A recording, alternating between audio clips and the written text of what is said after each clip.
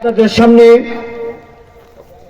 কোরআন এবং হাদিসের আলোকে গুরুত্বপূর্ণ নসিহত পেশ করবেন সিলেটের তরুণ আলোচক বিশিষ্ট মুফাসসির কোরআন হযরত মাওলানা জাকারিয়া আল হাসান সাহেব, ইমাম ও খতিব শান্তিবাগ জামে মসজিদ। হযরত মাওলানা জাকারিয়া আল হাসান সাহেব, ইমাম ও খতিব শান্তিবাগ জামে মসজিদ। হযরতের গুরুত্বপূর্ণ নসিহত পেশ করার জন্য আহলে মাজলিসের পক্ষ থেকে সবিনয় আকুল আবেদন করছি।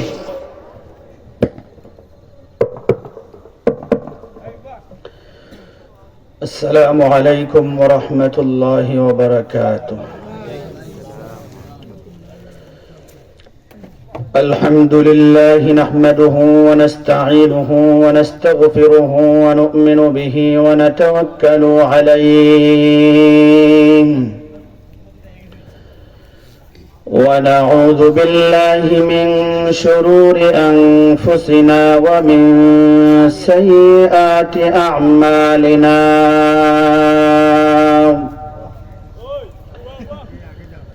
من يهده الله فلا مضل له ومن يضلله فلا هادي له. ونشهد أن لا إله إلا الله وحده لا شريك له. ونشهد أن سيدنا وسندنا وحبيبنا ومولانا محمدا عبده ورسوله أرسل إلى الناس كافة بشيرا ونذيرا وداعيا إلى الله بإذنه وسراجا منيرا. أما بعد فقد قال الله تبارك وتعالى في كلامه المجيد وفرقانه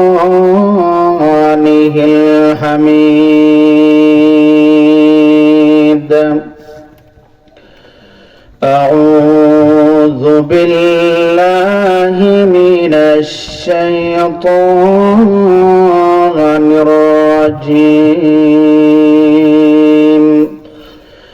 بسم الله الرحمن الرحيم. إنه لقرآن كريم في كتاب مكنون لا يمسه إلا المطهرون.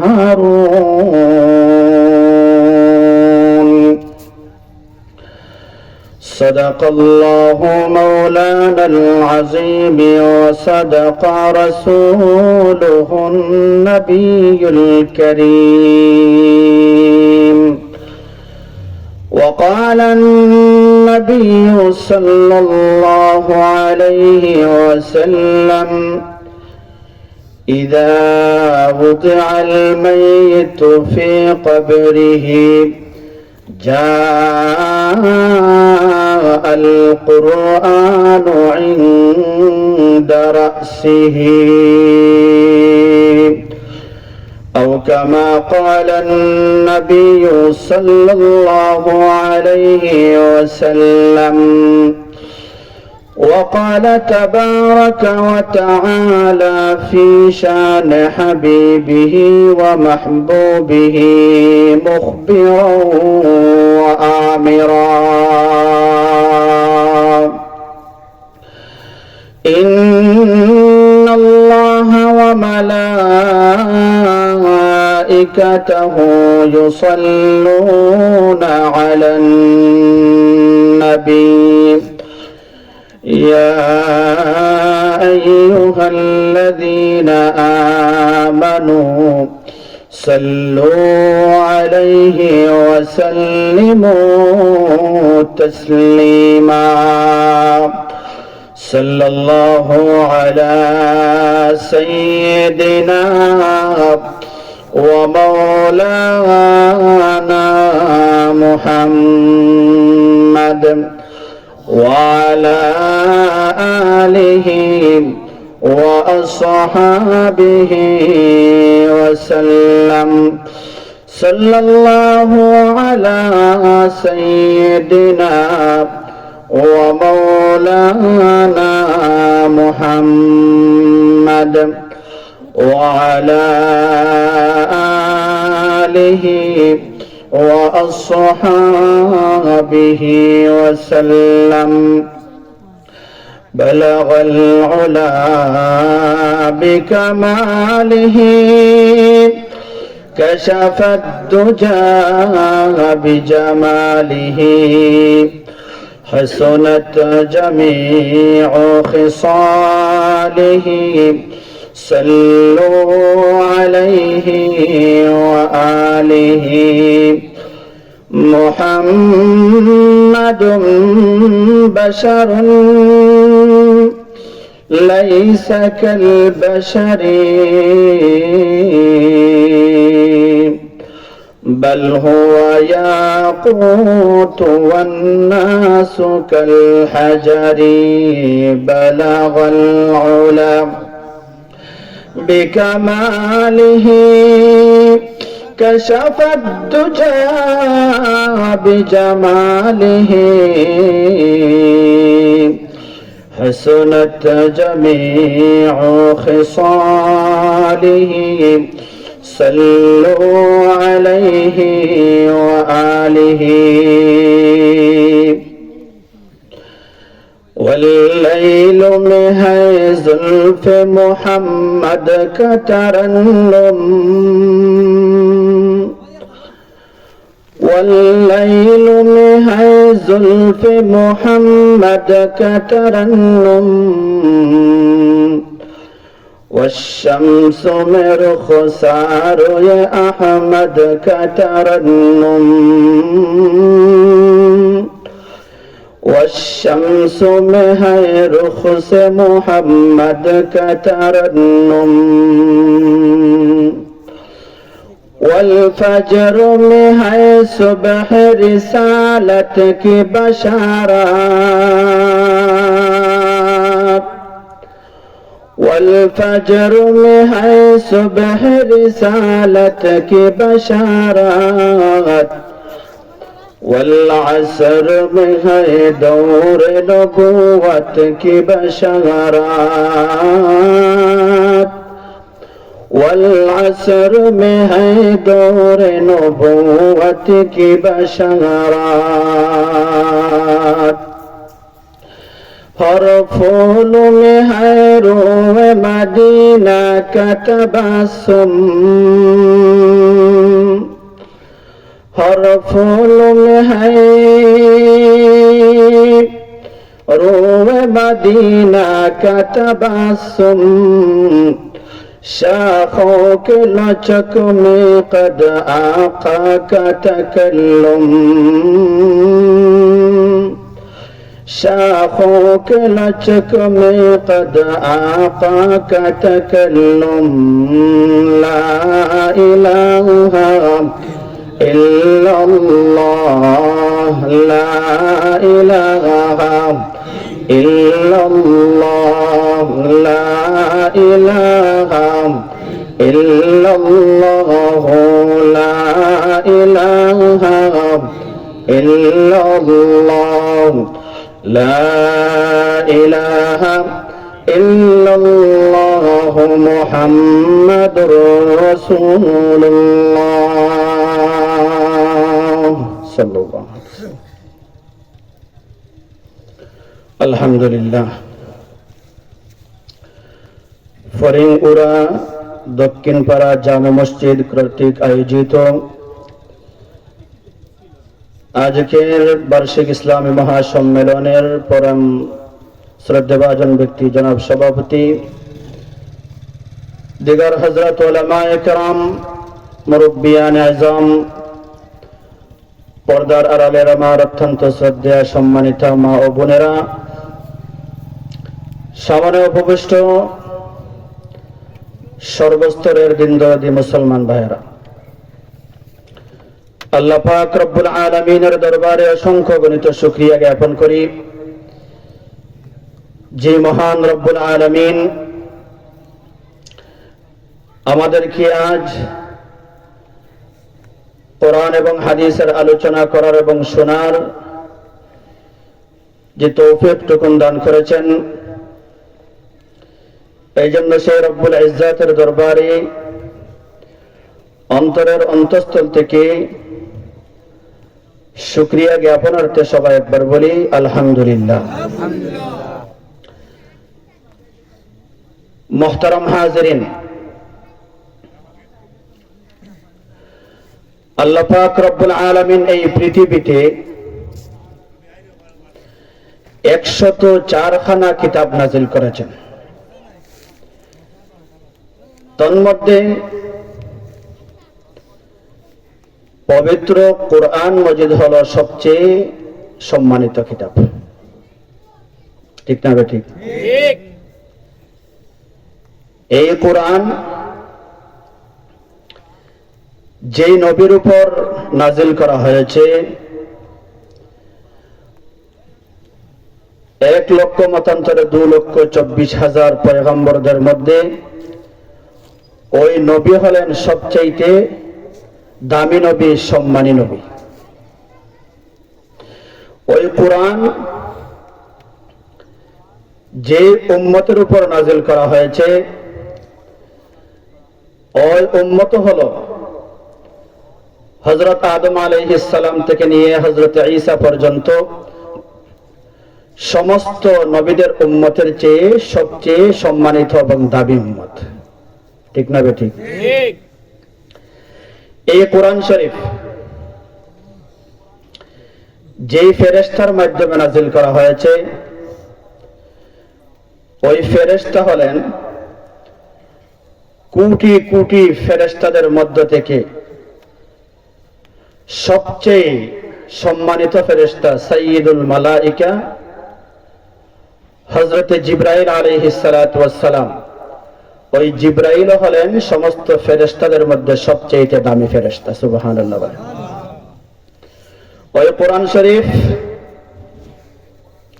যেই মাসে নাজিল করা হয়েছে ওই মাসটাও হলো 12টা মাসের মধ্যে সবচেয়ে সম্মানিত, সবচেয়ে দামি মাস মাহে রমজান। ওই কোরআন শরীফ যেই রাত্রিতে নাজিল করা হয়েছে ওই রাত্রিও হলো 365টি রাত্রির মধ্যে সবচাইতে সেরা রজনী, সবচাইতে দামি রাত্রি, সবচাইতে সম্মানিত রাত্রি লাইলাতুল কদর। সুবহানাল্লাহ। এক কথায়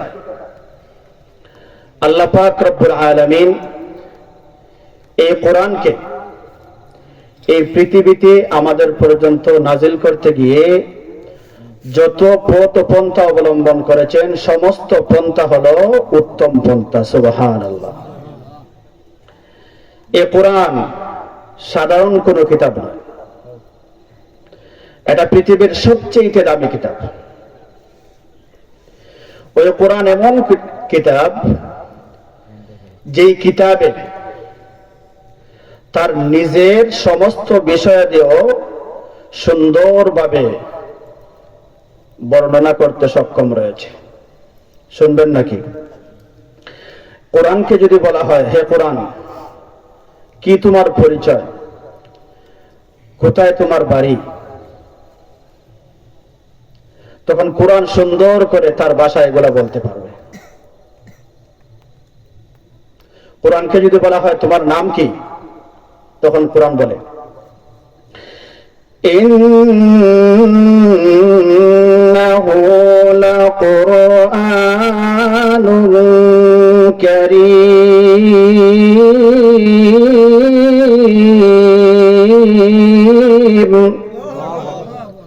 কোরআন বলে আমার নাম হলো কুরআনে কারীম। কোরআনের নাম কি বলে? কুরআনে কারীম। ফি কিতাবিম মাকনুনিন লা ইয়ামাসসুহু ইল্লাল মুতাহহারুন।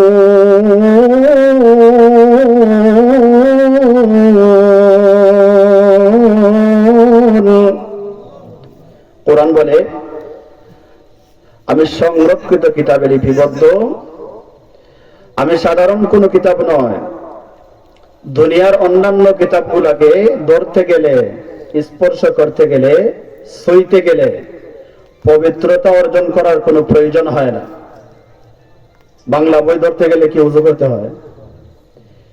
ইংরেজি বই ধরতে গেলে কি গোসল করতে হয়? গোসল করতে হয় না।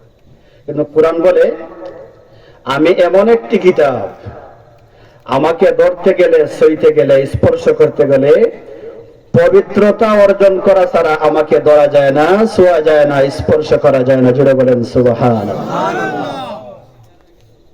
কত দামি কিতাব! কোরআনকে যদি বলা হয় তোমার বাড়ি কই, তুমি কোথায় থাকো, কোরআন সুন্দর করে তা বলতে পারে। কোরআন বলে بل هو قرآن مجيد في لوح محفوظ।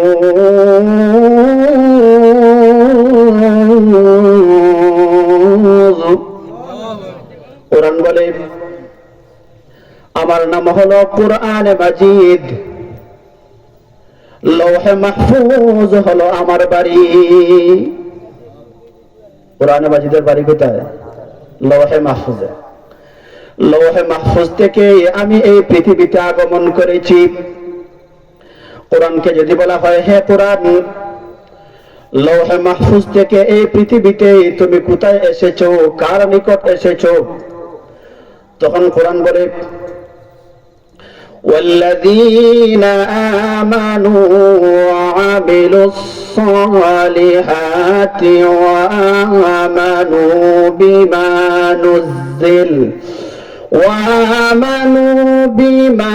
نزل على محمد।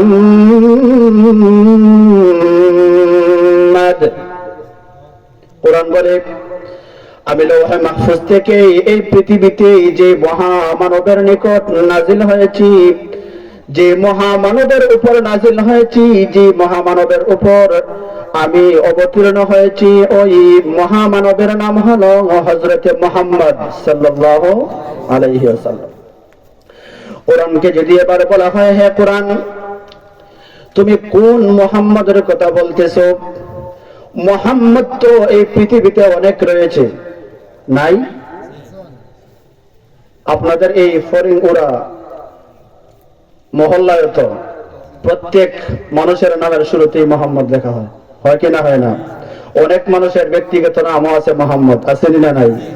তাহলে কোরআনকে যদি বলা হয় হে কোরআন, তুমি যে মুহাম্মদের উপর নাজিল হয়েছো, ওই মুহাম্মদের পরিচয় কি? ওই মুহাম্মদের সঠিক পরিচয়টা তুমি দিতে পারবে কি? কোরআন বলে হ্যাঁ, অবশ্যই পারবো। শোনো, মা কানা মুহাম্মাদুন আবা আহাদিম মির রিজালিকুম ولكن رسول الله وخاتم النبيين। তখন বলে, আমি যে মুহাম্মদের উপর অবতীর্ণ হয়েছি, যে মুহাম্মদের উপর আমি নাজিল হয়েছি, ওই মুহাম্মদ সাধারণ কোন মুহাম্মদ নয়। ওই মুহাম্মদ হলেন ওই ব্যক্তি, মা কানা মুহাম্মদ আবা আহাদিম মির রিজালিকুম ওয়ালাকির রাসূলুল্লাহ। আমি যে মুহাম্মদের উপর নাজিল হয়েছি, যে মুহাম্মদের উপর আমি অবতীর্ণ হয়েছি, ওই মুহাম্মদ হলেন আল্লাহর রাসূল, আল্লাহর পক্ষ থেকে প্রেরিত রাসূল, ওয়া খাতামুন নবীন, এবং সমস্ত নবীদের শেষ নবী, সমস্ত নবীদের সরদার নবী, খাতামুন নবীন, শেষ জামানার শেষ পয়গম্বর যে মুহাম্মদ, ওই মুহাম্মদের উপর আমি কোরআন অবতীর্ণ হয়েছি। সুবহানাল্লাহ। কোরআন সুন্দর করে বলতে পারে। কোরআনকে যদি আবার বলা হয়, হ্যাঁ কোরআন, তুমি যে মুহাম্মাদের উপর নাজিল হয়েছো, ওই মুহাম্মাদের নিকট তুমি কি ব্যক্তিগতভাবে লৌহে মাহফুজ থেকে এসেছো, নাকি তোমাকে কেউ প্রেরণ করেছে? কোরআন বলে, না, আমি ব্যক্তিগতভাবে আসি নাই, আমাকে একজন প্রেরণ করেছেন, আমাকে একজন পাঠিয়েছেন। যদি কোরআনকে বলা হয় তিনি কে, তখন কোরআন সুন্দর করে বলে, তানজিলুম মির রাব্বিল আলামিন।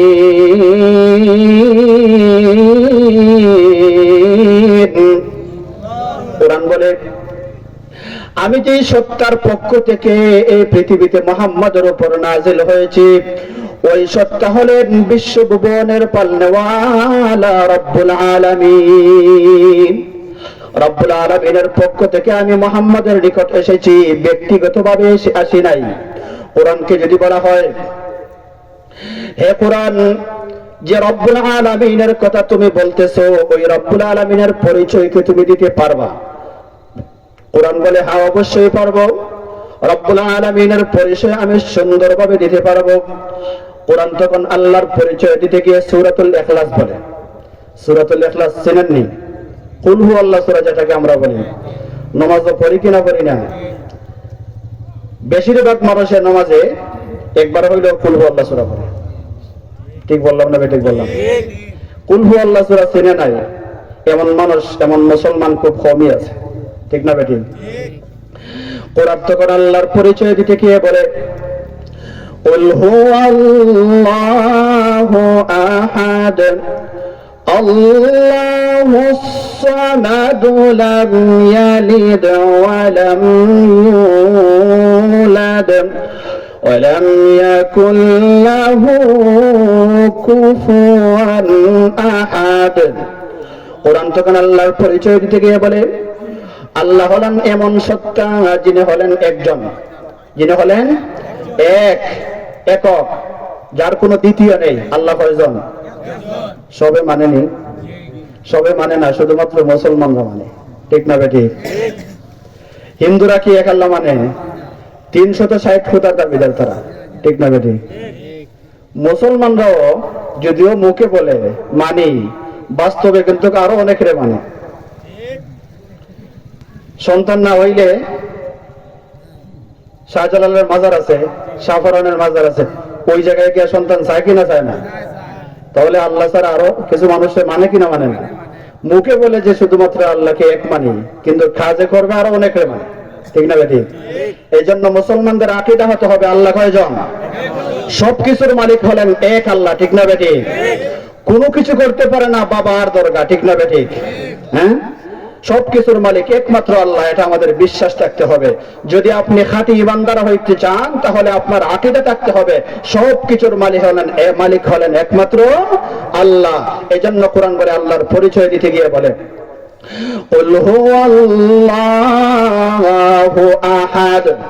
আল্লাহ হলেন ওই সত্তা, যিনি হলেন একক, যার কোনো দ্বিতীয় নাই, যিনি হলেন এক। আল্লাহুস সামাদ, যিনি হলেন বেনিয়াজ, যিনি হলেন অমুখাপেক্ষী। আল্লাহ কিতা কোনো কাজ করতে গেলে কোনো মানুষের মুখাপেক্ষী হইতে হয়, পরামর্শ নিতে হয়, সাহায্য নিতে হয়। জোরে বলেন? কোনো কিছুর প্রয়োজন হয় না, কিন্তু কোনো মানুষ কোনো কিছু করতে হলে অন্য কোন মানুষের মুখাপেক্ষী হইতে হয়, আল্লাহর মুখাপেক্ষী তো অবশ্যই হইতে হয়, ঠিক না বেঠিক? কিন্তু আল্লাহ হলেন এমন সত্তা যিনি হলেন বেনিয়াজ, অমুখাপেক্ষী, যা কোন সিদ্ধান্ত গ্রহণ করতে হলে কোনো কিছুর মুখাপেক্ষী হইতে হয় না, কোনো কিছুর পরামর্শ গ্রহণ করতে হয় না। তিনি হলেন একমাত্র আল্লাহ, ঠিক না বেঠিক? কোরআন বলে আল্লাহর পরিচয়, তিনি হলেন এক, তিনি হলেন বেনিয়াজ, লাম ইয়ালিদ ওয়া লাম ইউলাদ, আল্লাহর কোনো সন্তান নাই, আল্লাহ কাউকে জন্ম দেন নাই, আল্লাহকেও কেউ জন্ম দেয় নাই। কি বলেন? আল্লাহর কোনো সন্তান আছে? আল্লাহর কোনো মা বাবা আছে? জুড়ে বলেন আছে? অনেক মানুষ, অনেক ধর্মের দাবিদার, যারা আল্লাহর জন্য সন্তান সাব্যস্ত করেনি না, করে না? বলেন না কেন করেনি না, করে না? না এটা শুনেন নাই কোনোদিন? আল্লাহ পাক রব্বুল আলামিন পবিত্র কোরআনেই বলেছেন, শুনবেন নাকি? وقالت اليهود عزير ابن الله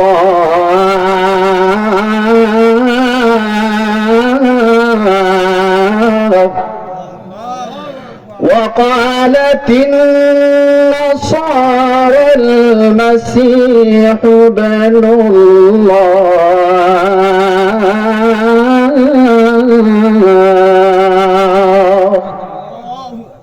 আল্লাহ বলেন ইহুদি একটা সম্প্রদায় রয়েছে, আছে না ইহুদি? ওই যে ইসরায়েল, সমস্ত মুসলমানদের উপর তারা জুলুম নির্যাতন চালিয়েছে, ঠিক না বেঠিক? ফিলিস্তিনের উপর কি পরিমাণ বর্বরতা চালিয়েছে ইসরায়েল, এরা হলো ইহুদি।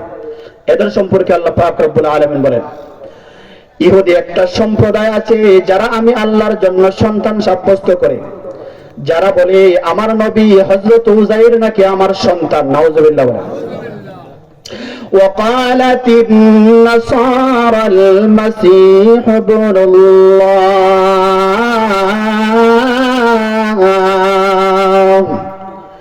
আল্লাহ বলেন খ্রিস্টান আরেকটা জাতি আছে যারা আমার সন্তান হিসাবে হযরতে ঈসা আলাইহিস সালামকে সাব্যস্ত করে, যারা বলে হযরত ঈসা নাকি আল্লাহর সন্তান, নাউযুবিল্লাহ। তাহলে কিছু মানুষ আসেনি যারা আল্লাহর জন্য সন্তান সাব্যস্ত করে, যারা বলে যে আল্লাহর সন্তান আছে, আসেনি না নাই? আল্লাহ বলেন ওয়ালা তাকুলু সালাসান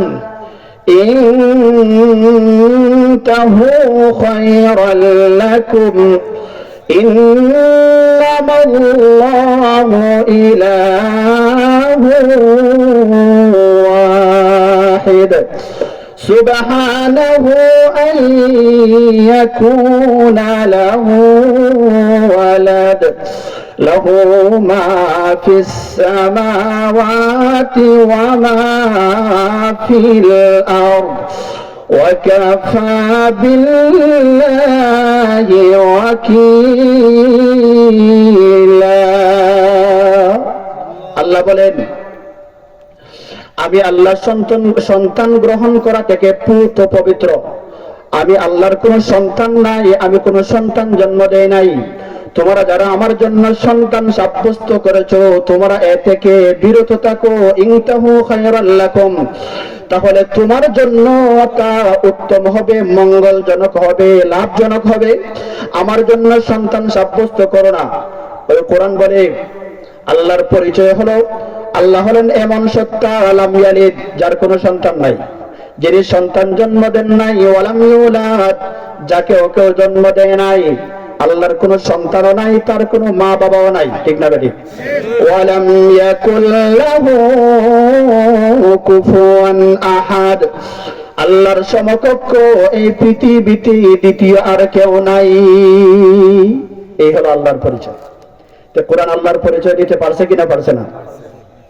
কোরআনকে যদি আবার বলা হয় হে কোরআন, বুঝলাম তুমি মুহাম্মাদের নিকট আল্লাহর পক্ষ থেকে এসেছো, এবার তুমি বলো তো দেখি, তুমি কি আল্লাহর পক্ষ থেকে মুহাম্মাদের নিকট একা এসেছো নাকি তোমাকে কেউ নিয়ে এসেছে? কোরআন বলে আমি একা আসি নাই, আমাকে একজন নিয়ে এসেছে। তখন কোরআন বলে আমাকে যিনি নিয়ে এসেছেন তিনি হলেন নাযালা বিহি রূহুল আমিন।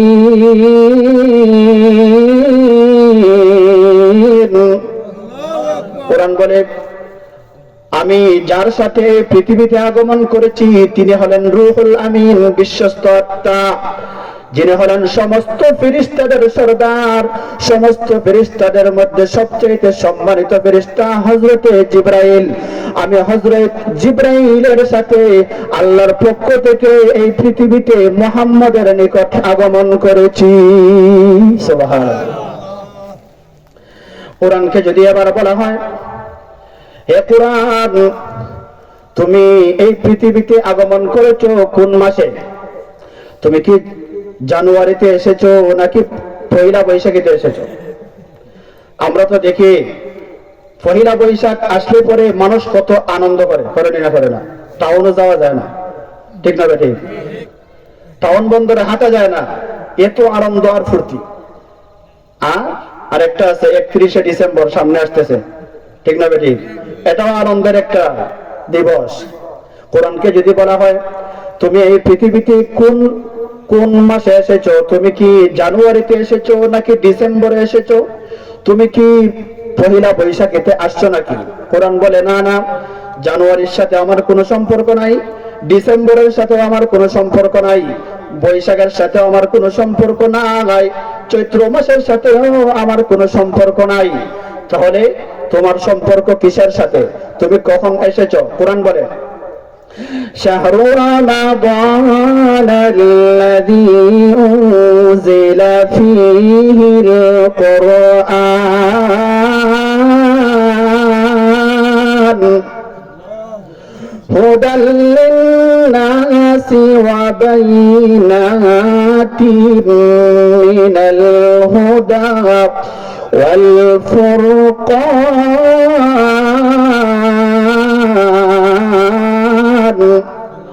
কোরআন বলে, আমি ডিসেম্বরও আসি নাই, বৈশাখেও আসি নাই, জানুয়ারিতেও আসি নাই, চৈত্রেও আসি নাই, আমি এমন একটা মাসে এই পৃথিবীতে আগমন করেছি যেই মাসটা হলো সমস্ত মাসদের সরদার, মাহে রমাদান। সুবহানাল্লাহ। রমজান মাসে এই কোরআন পৃথিবীতে এসেছে। কোরআনকে যদি বলা হয়, হে কোরআন, তুমি দিনে আসছো নাকি রাত্রে এসেছো? ওই যে বললাম 31শে ডিসেম্বর কি ধরনের আনন্দ ফুর্তি করে মানুষ। কোরআনকে যদি বলা হয় ওই আনন্দ ফুর্তি কি তুমি আগমন করার আনন্দ নাকি?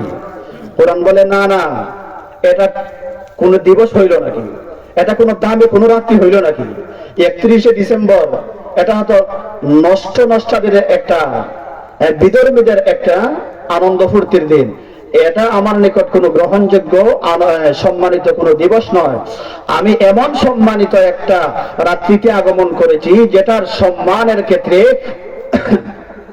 আল্লাহ পাক রব্বুল আলামিন স্বীকৃতি দিয়েছেন, সার্টিফিকেট দিয়েছেন। সুবহানাল্লাহ। বলে, কোরআনকে যদি বলা হয় ওই দিবসটা কোনটা, ওই রাত্রিটা কোনটা, একটু বলো তো দেখি। তখন কোরআন বলে, ইন্না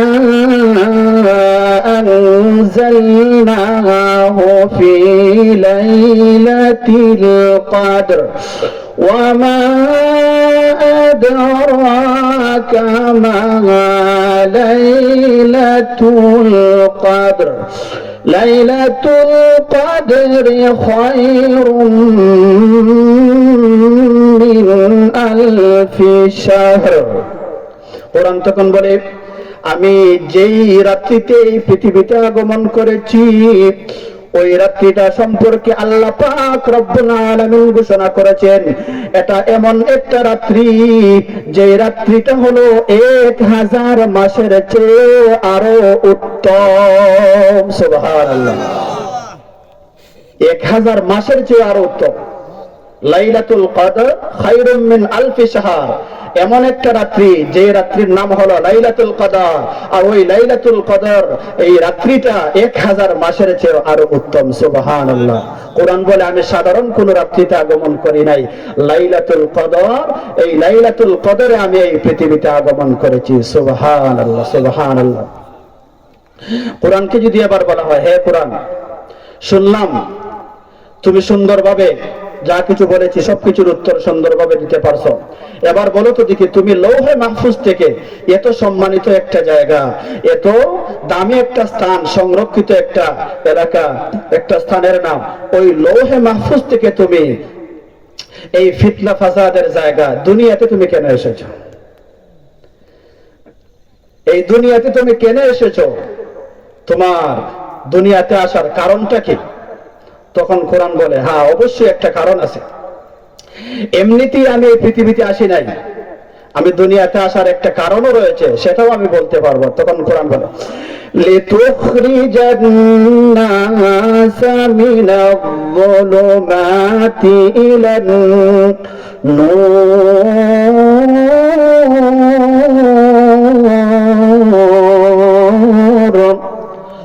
কোরআন তখন বলে, আমি এই পৃথিবীতে আসার একমাত্র কারণ হলো আমি মানুষদেরকে অন্ধকার থেকে বাহির করে আলোর দিকে পথ প্রদর্শন করার জন্য লৌহে মাহফুজ থেকে এই পৃথিবীতে আগমন করেছি। সুবহানাল্লাহ। লৌহে মাহফুজ থেকে এই পৃথিবীতে আগমন করার কারণ আসেনি না নাই? হ্যাঁ, কেন এসেছে?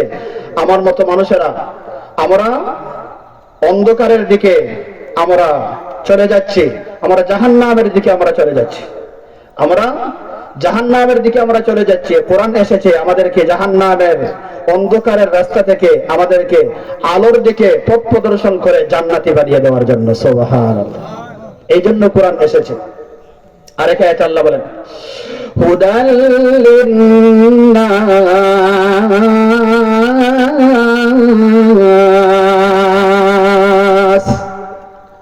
লোকদেরকে পথ প্রদর্শন করার জন্য। হুদাল লিল আলামিন, বিশ্ববাসীর পথ প্রদর্শক হিসাবে আমাকে আল্লাহ পাক রব্বুল আলামিন এই পৃথিবীতে পাঠিয়েছেন। সুবহানাল্লাহ। কোরআন সুন্দর করে সবকিছুর উত্তর দিতে পারছে। কোরআনকে যদি আবার বলা হয়, তোমার অনুসরণ যদি আমরা করি, তুমি বলেছো যে জাহান্নামের পথ থেকে আমাদেরকে ফিরিয়ে জান্নাতের পথে আমাদেরকে প্রদর্শিত করবে, তোমাকে যদি আমরা মানি তাহলে লাভ কি হবে? প্রশ্ন জাগে না, জানে না। তখন কোরআন বলে, ফালা খাউফুন আলাইহিম ওয়ালা হুম ইয়াহজানুন। কোরআন বলে, আমি যে পথের দিকে আমি পথ প্রদর্শন করি, আমি যে হেদায়েত নিয়ে এসেছি, ওই হেদায়েতের দিকে তুমি যদি চলো, ওই হেদায়েতটা তুমি যদি মেনে চলো, তাহলে তোমার লাভ হবে এই যে দুনিয়ার কোনো আসবাব নিয়ে তোমার চিন্তা করতে হবে না, পরকালের আযাব নিয়ে তোমার কোনো ভয় করতে হবে না। সুবহানাল্লাহ। যদি কোরআনকে কোনো ব্যক্তি মেনে চলে, দুনিয়াতে তার কোনো টেনশন করতে হবে না, সবকিছুর ব্যবস্থা আল্লাহ পাক রব্বুল আলামিন করে দিবেন। পরকালের জাহান্নামের আযাব সম্পর্কে তার কোনো ভয় করতে হবে না। কোরআনকে মানার কারণে, কোরআনের প্রদর্শিত পথে চলার কারণে আল্লাহ পাক রব্বুল আলামিন তাকে জাহান্নামের সমস্ত আযাব থেকে রেহাই দিয়ে আল্লাহ পাক রব্বুল আলামিন তাকে জান্নাতের ভিতরে প্রবেশ করাইয়া দিবেন। সুবহানাল্লাহ।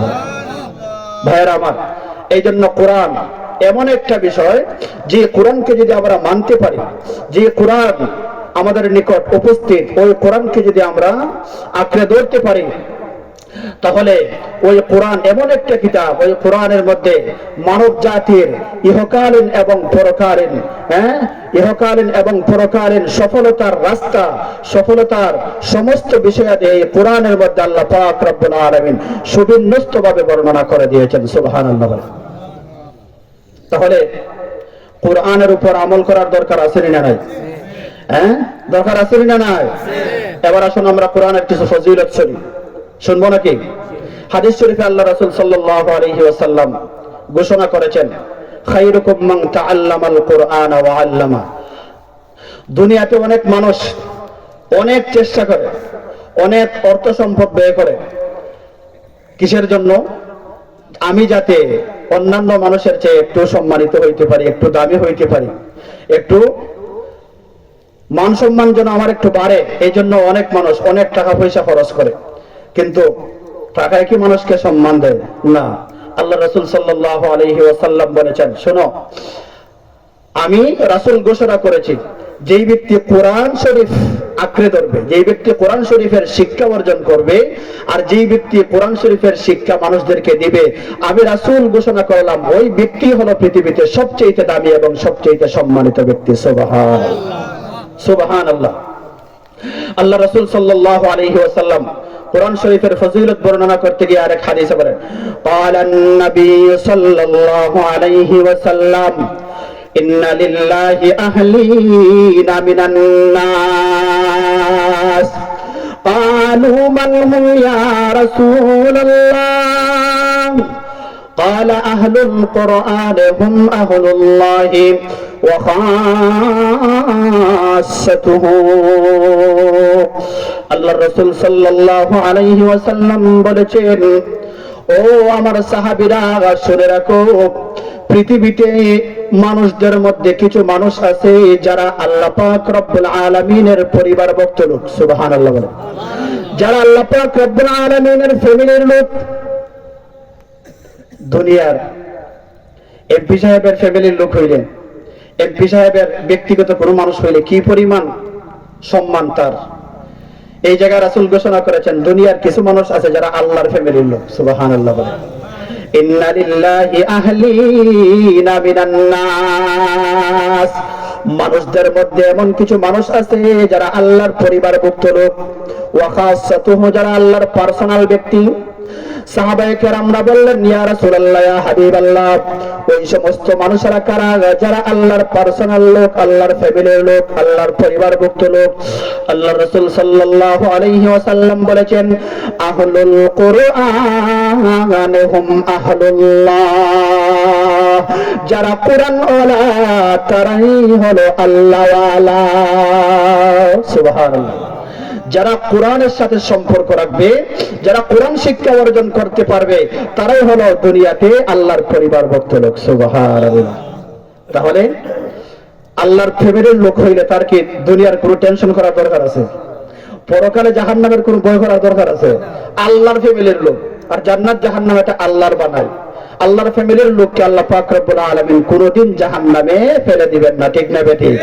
এই জন্য কোরআনের সাথে আমাদের সম্পর্ক রাখার দরকার আছে না নাই? এবার শুনুন, সামনে অগ্রসর হয়। আরেক হাদিসে আল্লাহ রাসূল সাল্লাল্লাহু আলাইহি ওয়াসাল্লাম বলেছেন, শোনো, কোরআন এমন একটা কিতাব, মানুষ দুনিয়াতে দেখবেন যে লোহার কিছু যন্ত্রপাতি বানায়, বানায় কিনা বানায় না? খামারের নিকট যাইয়া দা বানাই না আমরা, লোহার দা, আরো অনেক কিছু জিনিস বানাই কিনা বানাই না? এই লোহার জিনিসের মধ্যে যখন পানি লাগে তখন জং ধরে, ধরে কিনা ধরে না? জংকার ধরে কিনা ধরে না? রাসূল সাল্লাল্লাহু আলাইহি ওয়াসাল্লাম বলেছেন যে মানুষের অন্তরেও গুনাহ করার কারণে কালো একটা দাগ পড়ে, জংকার ধরে। আল্লাহ রাসূল সাল্লাল্লাহু আলাইহি ওয়াসাল্লাম বলেছেন, ইন্নাল মুমিনা ইযা আযনাবা কানাত নুকতাতুন সাউদাউ ফি কলবি। কোন মানুষ যখন, কোন মুমিন যখন কোন একটা গুনাহ করে, একটা গুনাহ করার সাথে সাথে তার অন্তরের মধ্যে কালো একটা দাগ পড়ে যায়, কালো একটা দাগ পড়ে। আরেক হাদিসে আল্লাহ রাসূল সাল্লাল্লাহু আলাইহি ওয়াসাল্লাম বলেছেন, ইন্না হাদাল কুলুবা তাসদাউ কামা ইয়াসদাউল হাদিদ ইযা আসাবাহুল মা। কিলা ইয়া রাসূলুল্লাহ ওয়া মা জিলাউহা? ক্বালা কাসরাতু যিকরিল মাউতি ওয়া তিলাওয়াতিল কুরআন। আল্লাহ রাসূল সাল্লাল্লাহু আলাইহি ওয়াসাল্লাম বলেন, ও আমার সাহাবীরা, শুনে রাখো, শুনে রাখো, লোহার জিনিসের মধ্যে যখন পানি লাগে, পানি লাগার কারণে লোহার মধ্যে জং ধরে, জংকার ধরে, ঠিক তেমনিভাবে গুনাহ করার কারণে মানুষের অন্তরের মধ্যে জং ধরে যায়, জংকার ধরে।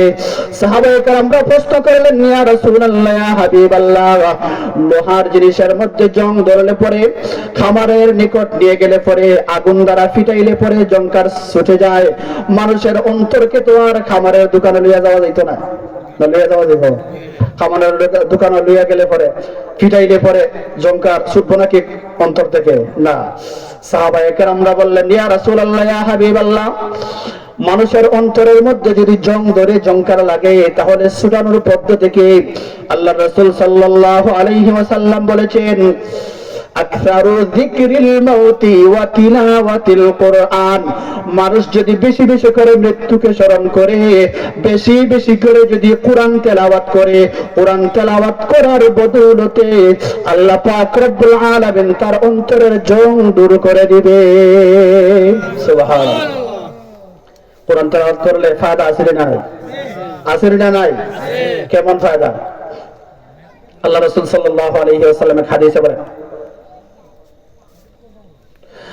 قال النبي صلى الله عليه وسلم من قرأ حرفا من كتاب الله فله به حسنة والحسنة بعشر أمثالها لا أقول ألف لام ميم حرف بل ألف حرف ولام حرف وميم حرف।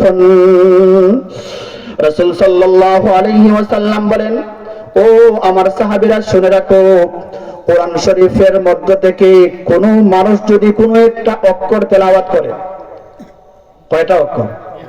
একটা অক্ষর যদি কেউ তেলাওয়াত করে, আল্লাহ পাক রব্বুল আলামিন তার আমলনামায় এত বড় একটা সওয়াব দান করবেন যেটা 10টা সওয়াবের সমান। সুবহানাল্লাহ।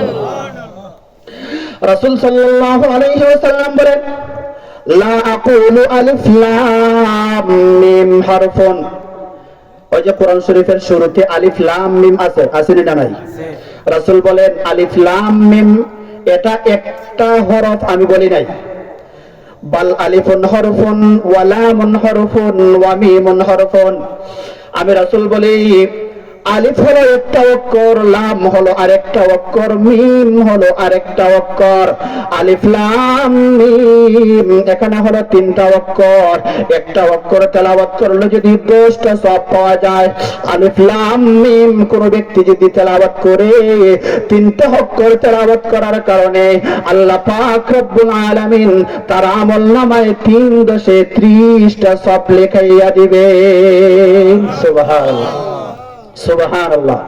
কোরআন শরীফ এমন একটা কিতাব যেটা পড়লেও সওয়াব, শুনলেও সওয়াব, দেখলেও সওয়াব। সুবহানাল্লাহ। দেখলেও সওয়াব, শুনলেও সওয়াব। রাসূল সাল্লাল্লাহু আলাইহি ওয়াসাল্লাম হাদিস শরীফের মধ্যে বলেছেন, কিরাআতুর রাজুলিল কুরআন ফি গায়রিল মুসহাফি আলফ দারাজা। কিরাআতুর রাজুলিল কুরআন ফি গায়রিল মুসহাফি ألف درجة وقراءة في غير المصحف وقراءة القرآن في المصحف 2000 درجة أو كما قال النبي صلى الله عليه وسلم। রাসূল সাল্লাল্লাহু আলাইহি ওয়াসাল্লাম বলেছেন, কোন ব্যক্তি যদি কোরআন শরীফ মুখস্থ করে তাহলে তাকে 1000 গুণ সওয়াব দান করা হবে, আর কোন ব্যক্তি যদি দেখে দেখে পড়ে তাহলে 2000 গুণ সওয়াব দান করা হবে। সুবহানাল্লাহ। মুহাদ্দিসিনে কেরামগণ হাদিসের ব্যাখ্যায় বলেছেন যে দেখে দেখে পড়লে পরে 2000 গুণ সওয়াব কেন দান করা হবে? একটা হলো পড়ার সওয়াব আর একটা হলো চোখ দ্বারা দেখার সওয়াব। সুবহানাল্লাহ বলেন। তাহলে কোরআন শরীফ পড়লেও সওয়াব, দেখলেও সওয়াব, আছে না নাই? হযরত হাসান রাদিয়াল্লাহু তাআলা আনহু বলেন, কোন ব্যক্তি যদি কোরআন শরীফের একটা অক্ষর তেলাওয়াত শুনে তাহলে একটা অক্ষর শোনার কারণে তাকে একটা সওয়াব দান করা হবে। সুবহানাল্লাহ। আর একটা অক্ষর যদি তেলাওয়াত করে তাহলে তাকে 10টা সওয়াব দান করা হবে। সুবহানাল্লাহ বলে। আর বসে বসে নামাজ, কিছু নামাজ আসেনি না যারা বসে পড়ে, আসেনি না নাই? নফল নামাজে এমন আছে যে বসেও পড়া যায়, জানেন কিনা জানেন না আপনারা? বসে বসে এমন নামাজ আছে যেই নামাজ, এমন নামাজ যেটা বসে বসে পড়া যায়। এই বসে বসে নামাজের মধ্যে যদি কোনো ব্যক্তি কোরআন শরীফের একটা অক্ষর তেলাওয়াত করে তাহলে প্রত্যেকটা অক্ষরের বিনিময়ে তাকে 50টা সওয়াব দান করা হবে। সুবহানাল্লাহ। দাঁড়াইয়া নামাজের মধ্যে কোনো ব্যক্তি যদি একটা অক্ষর তেলাওয়াত করে তাহলে প্রত্যেকটা অক্ষরের বিনিময়ে তাকে 100টা সওয়াব দান করা হবে। সুবহানাল্লাহ। তরজমা অর্থ বুঝে কোনো ব্যক্তি যদি একটা অক্ষর তেলাওয়াত করে তাহলে প্রত্যেকটা অক্ষরের বিনিময়ে তাকে 300 সওয়াব প্রদান করা হবে। সুবহানাল্লাহ। ব্যাখ্যা বিশ্লেষণ তাফসীর বুঝে যদি কোনো ব্যক্তি তেলাওয়াত করে, তাহলে প্রত্যেকটা অক্ষর তেলাওয়াত করার বদৌলতে আল্লাহ পাক রব্বুল আলামিন তার আমলনামায় 700 সওয়াব বসাইয়া দিবেন। সুবহানাল্লাহ। কেমন ফজিলত, কেমন সওয়াব কোরআন শরীফ তেলাওয়াত করলে পরে। শুধু দুনিয়াতেই তেলাওয়াত করলে পরে শুধু দুনিয়াতেই এগুলা শেষ নাকি? না, পবিত্র কোরআনের সাথে যদি আপনার সম্পর্ক থাকে, কবরে গেলে পরে পবিত্র কোরআন আপনার সহযোগী এবং সাহায্যকারী হয়ে যাবে। সুবহানাল্লাহ। কবরের আযাব হইবে, এটা আপনারা জানেন কিনা জানেন না, শুনছেন কিনা শুনছেন না। হাদিস শরীফের মধ্যে এসেছে, কোরআন শরীফের এমন একটা সূরা আছে যেটাকে তাবারাকাল্লাযী সূরা বলা হয়। এই তাবারাকাল্লাযী সূরা কোনো ব্যক্তি যদি প্রত্যেক রাত্রিতে পড়ে, তাহলে এই তাবারাকাল্লাযী সূরা তেলাওয়াত করার বিনিময়ে আল্লাহ পাক রব্বুল আলামিন তার কবরের আযাবকে দূর করে দিবেন। সুবহানাল্লাহ। কবরে রাখার পরে মানুষেরা সব চলে আসবে, তার স্ত্রী তো যাবেই না কবরে, তার সন্তান যদি যায় চলে আসবে, তার ভাই যদি চায় চলে আসবে, তার বাবা যদি যায় চলে আসবে, সব কিছু চলে আসবে। কবরের মধ্যে একা থাকতে হবে। আল্লাহ রাসূল সাল্লাল্লাহু আলাইহি ওয়াসাল্লাম বলেছেন, ইযা ওয়াদিআল মাইয়িতু ফি কবরিহি জাআল কুরআনু ইনদা রাসিহি। মাইয়িতকে যখন কবরের মধ্যে রাখা হয়, কবরের মধ্যে রেখে যখন সমস্ত মানুষ চলে আসে, তখন পবিত্র কোরআনের সাথে যদি দুনিয়াতে তার সম্পর্ক থাকে, পবিত্র কোরআন তার মাথার নিকট যাইয়া বসে যাবে। সুবহানাল্লাহ। তাহলে পবিত্র কোরআন কবরেও আপনার সাহায্য করবে, ঠিক না বেঠিক? কিয়ামতেও আপনার সাহায্য করবে পবিত্র কোরআন। কেমন করে? আল্লাহ রাসূল সাল্লাল্লাহু আলাইহি ওয়াসাল্লাম বলেছেন, قال النبي صلى الله عليه وسلم اقرأوا القرآن فإنه شفيع لأصحابه। রাসূল সাল্লাল্লাহু আলাইহি ওয়াসাল্লাম বলেন, সাহাবীরা তোমরা কোরআনকে বেশি বেশি তেলাওয়াত করো, তোমরা কোরআন তেলাওয়াত করো। ইকরাউল কোরআন, তোমরা কোরআন পড়ো, কোরআন তেলাওয়াত করো। ফাইন্নাহু শাফিউন লিআসহাবি, কারণ পবিত্র কোরআন তুমি যদি গুনাহগার হইয়া থাকো, কিয়ামতের ময়দানে তোমার গুনাহের জন্য সুপারিশকারী হইয়া যাইবে। সুবহানাল্লাহ। আর এটা এমন সুপারিশকারী, আল কোরআন শাফিউন মুশাফফাউন, কোরআন হলো এমন সুপারিশকারী যার সুপারিশ আল্লাহ পাক রব্বুল আলামিন কবুল করে ফেলবেন। সুবহানাল্লাহ। যার সুপারিশ আল্লাহ পাক রব্বুল আলামিন ফালাইবেন না, বলবেন আমার কোরআন যেহেতু ওই ব্যক্তি সম্পর্কে সুপারিশ করে ফেলেছে, যাও আমি আমার কোরআনের সুপারিশকে কবুল করে ফেললাম। সুবহানাল্লাহ। সুবহানাল্লাহ। তাহলে পবিত্র কোরআন দুনিয়াতেও আপনার সাহায্য করবে, কবরেও সাহায্য করবে, আর হাসরেও আপনার সাহায্য করবে। করবে না করবে না? হ্যাঁ, পবিত্র কোরআন হাসরের ময়দানে আপনাকে অনেক সম্মানিত বানিয়ে দিবে, অনেক সম্মানিত। কেমন সম্মানিত বানাইবে? হাদিস শরীফে আল্লাহ রাসূল সাল্লাল্লাহু আলাইহি ওয়াসাল্লাম বলেছেন, মান ক্বারাআল কুরআন ওয়া আমিলা বিমা ফীহি উলবিসা ওয়ালিদাহু তাজান ইয়াউমাল কিয়ামাহ যুউহু আহসানু মিন যুইশ শামসি ফি বুয়ুতিদ দুনিয়া লাউ কানাত ফীকুম ফামা যন্নুকুম বিল্লাযী আমিলা বিহাযা। আল্লাহ রাসূল সাল্লাল্লাহু আলাইহি ওয়াসাল্লাম বলেন, কোন ব্যক্তি যদি কোরআন তেলাওয়াত করে এবং তদনুযায়ী আমল করে, খালি পড়লে হইব না, আমলও করতে হইব। তদনুযায়ী যদি আমল করে, তাহলে কিয়ামতের ময়দানে আল্লাহ পাক রব্বুল আলামিন ওই ব্যক্তির মা বাবাকে এমন নূরের তাজ, এমন নূরের টুপি পরাইবেন যেটার আলো সূর্যের আলোর চেয়ে আরো বেশি হইবে। সুবহানাল্লাহ। সূর্যের আলোর চেয়ে আরো বেশি হইবে। সূর্য এখন কি পরিমাণ দূরে আছে, রাসূল সাল্লাল্লাহু আলাইহি ওয়াসাল্লাম বলেছেন, যদি সূর্যটা, দুনিয়ার সূর্যটা যদি তোমাদের ঘরের ভিতরে প্রবেশ করাইয়া দেওয়া হয়, তাহলে যেই পরিমাণ আলো হবে, কিয়ামতের ময়দানে হাফিজে কোরআন, আমিলে কোরআনের মা বাবাকে যে নূরের তাজ পরাইয়া দেওয়া হবে, ওই দুনিয়ার ওই সূর্যের চেয়ে আরো বেশি আলোয় আলোকিত সেই তাজ হবে। সুবহানাল্লাহ। রাসূল সাল্লাল্লাহু আলাইহি ওয়াসাল্লাম বলেছেন, লাউ কানাত ফীকুম ফামা যান্নুকুম বিল্লাযী আমিলা বিহাযা, যদি তার মা বাবাকে এই পরিমাণ সম্মানিত করা হয়, তাহলে যেই ব্যক্তি নিজে স্বয়ং কোরআন পড়ে তদনুযায়ী আমল করবে, তাকে কি পরিমাণ সম্মানিত করা হবে একটু অনুমান করার দরকার, ঠিক না বেটি? তাহলে কোরআন শরীফ পড়লে লাভ আসেনি না নাই? আসেনি না নাই? কেমন লাভ? শুধু আপনার লাভ নয়, আপনি পবিত্র কোরআনের মাধ্যমে আরো অনেক মানুষকে লাভবান বানাইতে পারবেন। কেমন করে? রাসূল সাল্লাল্লাহু আলাইহি ওয়াসাল্লাম বলেছেন, মান ক্বারাআল কুরআনা ফাস্তাযহারাহু ফাআহাল্লা হালালাহু ওয়া হারামা হারামাহু আদখালাহুল্লাহুল জান্নাহ وشفعه في 10 من أهل بيته كلهم قد وجبت له النار। রাসূল সাল্লাল্লাহু আলাইহি ওয়াসাল্লাম বলেছেন, যেই ব্যক্তি গুরুত্ব সহকারে কোরআন শরীফ পড়বে, যেই ব্যক্তি কোরআন শরীফ পড়বে, যথেষ্ট গুরুত্ব দেবে এবং কোরআন শরীফ যেটাকে হালাল বলেছে তাকে হালাল বলে মানবে, যেটাকে হারাম বলেছে সেটাকে হারাম বলে মানবে, কোরআন শরীফ অনুযায়ী যেই ব্যক্তি আমল করবে, রাসূল সাল্লাল্লাহু আলাইহি ওয়াসাল্লাম বলেছেন, আল্লাহ পাক রব্বুল আলামিন কিয়ামতের ময়দানে তাকে জান্নাতে প্রবেশ করাইয়া দিবেন। শুধু তাই নয়, আল্লাহ পাক রব্বুল আলামিন তাকে অনুমতি দান করবেন, তোমার ফ্যামিলির মধ্য থেকে এমন 10 জন মানুষকে তুমি সুপারিশ করে জান্নাতে প্রবেশ করাইয়া দাও যাদের জন্য জাহান্নাম ওয়াজিব হয়ে গিয়েছিল। সুবহানাল্লাহ। যারা নির্ঘাত, যারা নিশ্চিত জাহান্নামী ছিল, এমন 10 জন জাহান্নামীদেরকে আপনি যদি কোরআনের হাফিজ হন, কোরআনের আমিল হন, তাহলে এমন 10 জন জাহান্নামীকে আপনি নিজে সুপারিশ করে জান্নাতে পৌঁছাইয়া দিতে পারবেন। সুবহানাল্লাহ। তাহলে আপনি যদি কোরআন শরীফের হাফিজ হন, কোরআন শরীফের আমিল হন, আমিলে কোরআন হন, তাহলে আপনি পরিবারের 10 জনের জন্য আপনি উপকারী ব্যক্তি হয়ে গেলেন, ঠিক না বেদি? নিজেও জান্নাতে যাবেন, আরো 10 জনকে নিয়ে জান্নাতে যাবেন। তাহলে কোরআন শরীফ, কোরআনের জ্ঞান অর্জন করলে লাভ আসেনি না নাই? নিজেরও লাভ, ফ্যামিলিরও লাভ।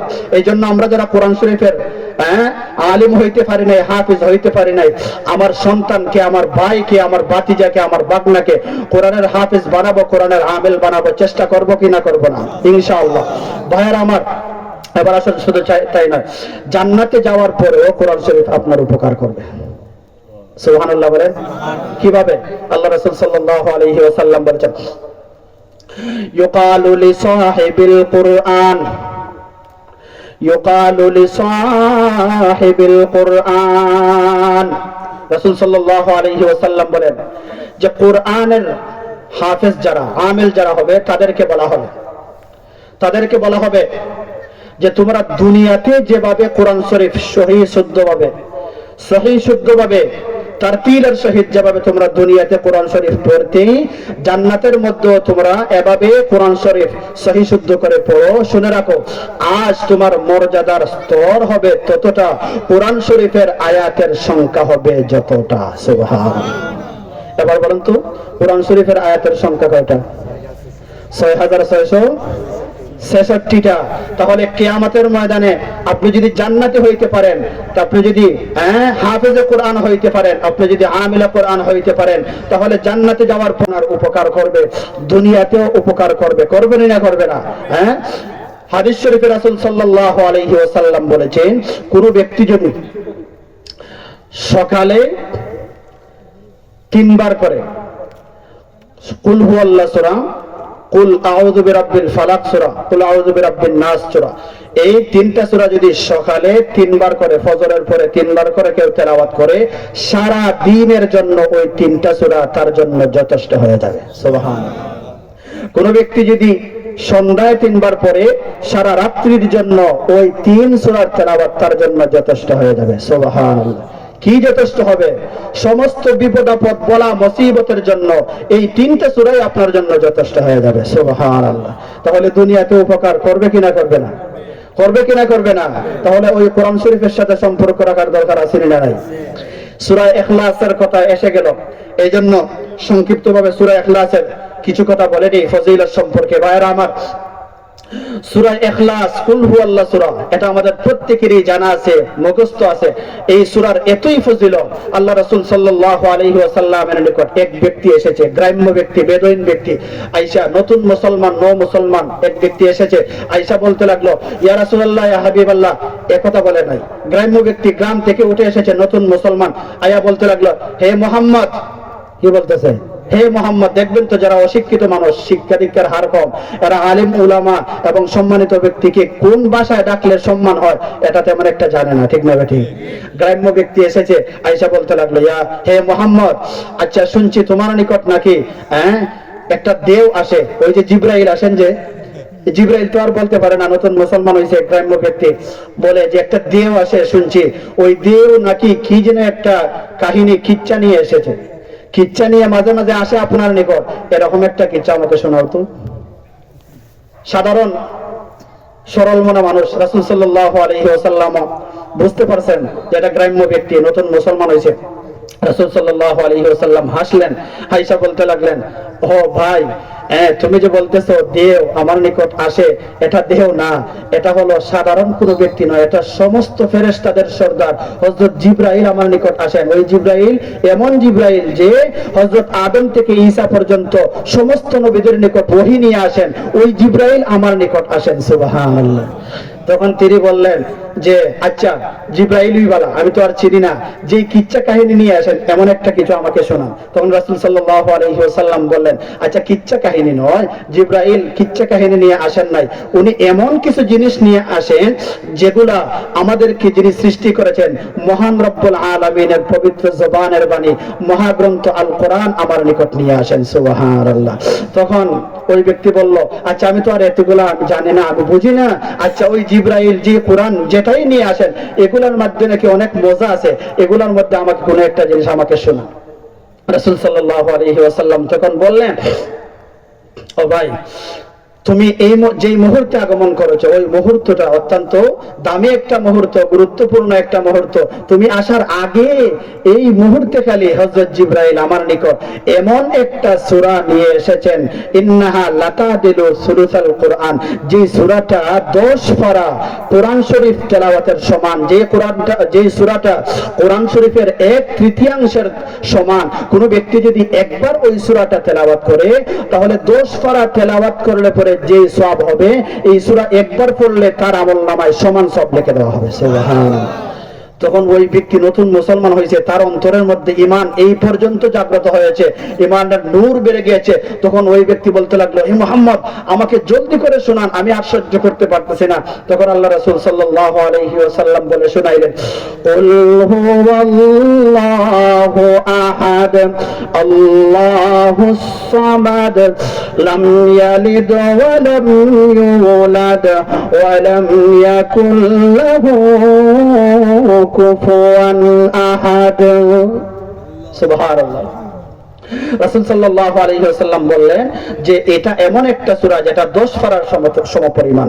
10 পারা তেলাওয়াত করলে পরে যে সওয়াব হয়, এই সূরা একবার তেলাওয়াত করলে আল্লাহ পাক রব্বুল আলামিন তাকে সেই পরিমাণ সওয়াব দান করেন। সুবহানাল্লাহ। সূরা ইখলাস বেশি বেশি করে তেলাওয়াত করব কিনা করব না? আমরা সবাই তেলাওয়াত করতে পারবো কিনা পারবো না?